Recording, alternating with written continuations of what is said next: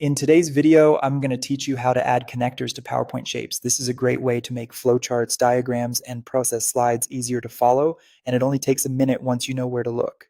Start by opening PowerPoint on your computer. If it's not already running, click the PowerPoint icon from your desktop or applications. Once it's open, navigate to the presentation you want to edit and open that file. Take a moment to think about which slide contains the shapes you want to connect, because that's where we'll be working. Now jump to the specific slide with your shapes. If your shapes aren't arranged yet, place them roughly where you want them before you add connectors. This makes it easier to draw clean, readable lines and helps your audience follow the flow of information. Next, head to the ribbon at the top and click the Insert tab. This tab is where you'll find all the tools for adding new elements to your slide. In the Insert tab, click the Shapes button.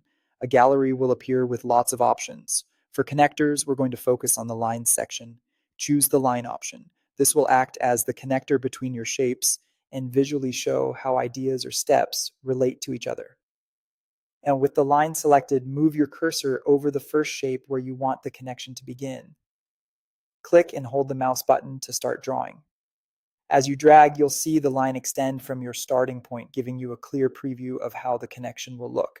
Drag toward the shape you want to connect to.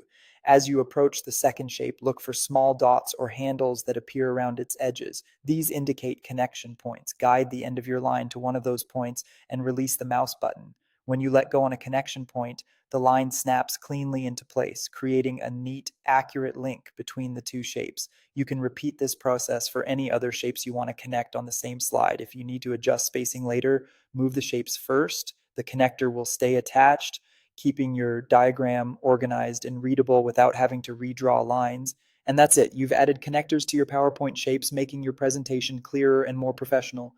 Using these lines thoughtfully helps your audience immediately understand relationships and processes at a glance.